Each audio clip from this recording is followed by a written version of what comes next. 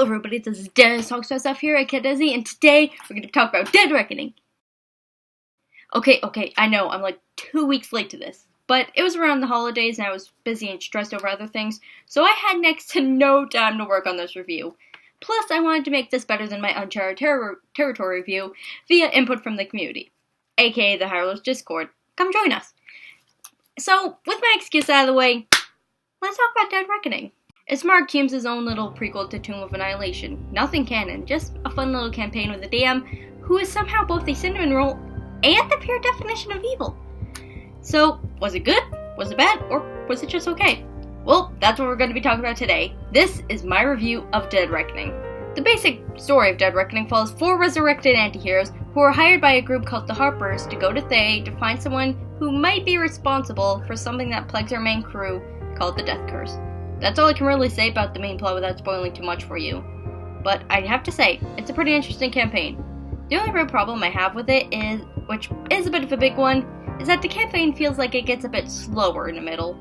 But I have to say, the first and last few episodes are some of the highlights of the series.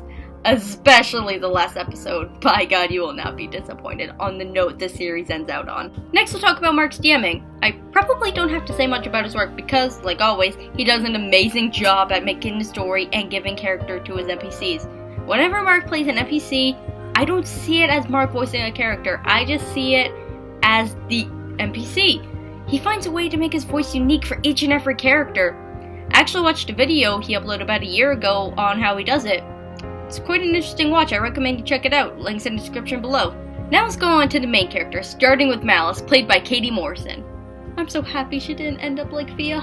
Malice is a great character, she's sassy, she has an interesting backstory, and just an overall I am done with everything attitude. She was entertaining to watch. And her weapon! That's the kind of weapon you'd see in Ruby! Minus the gun! Overall, she's a great character, and loads better than her other character. No, not that one. That's a good character.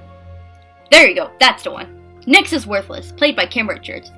Kim never fails to make a great character. First, there's the fiery and edgy Judo. Then, there was the smart, passionate, and total waifu material, Kaylar.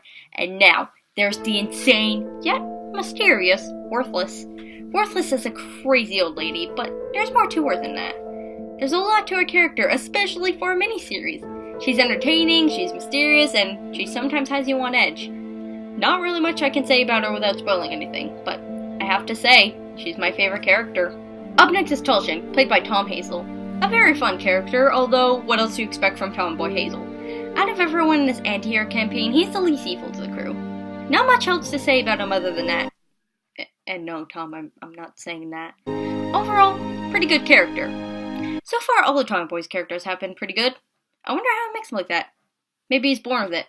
Maybe it's Hazeline. And lastly, there's Taran, played by Chris Trott. Now, tell you the truth, I wasn't that interested in Taran at first. I mean, he had some interesting moments, and I definitely don't hate him as much as I do Fia. But I just never really got into him that much. But then, he does something near the end of the series that had gained me a lot of interest in him. I'll talk more about it in my spoiler discussion, but let me tell you, just holy crap, Taran. Oh, and no, Trot, I'm not saying that either. And now for the NPCs in the series. They're okay. The 2 most memorable NPCs for me are Lilith, the succubus that has an interesting relationship with Taran, and that one barkeep from that one episode. The one that offered Tulshin pickle juice. I don't remember his name, but he was pretty entertaining. And that was my review for Dead Reckoning, so what are my overall thoughts on it? Honestly, I'm a bit torn. Well, this series was interesting. I couldn't help but compare it to their other spin-off series, Uncharted Territory. Well, this series had interesting characters, an interesting story, and a satisfying ending. Uncharted Territory just had a sense of adventure and passion and great characters, and all around, I just had fun with that series. So here are my final thoughts. It's a good series. It's just not for everyone. Some of you will like the dark and gritty atmosphere the series sets up, while others will prefer the fun and adventurous atmosphere Uncharted Territory sets up. And fans of both series will most likely like the main campaign because it has a good balance of both. So if you're interested in dark settings and atmospheres, this is the series for you. And that was my review of Dead Reckoning. Do you have different thoughts? Tell me down in the comments down below. And let's hope Mark Humes doesn't hunt me down. See you later. Peace.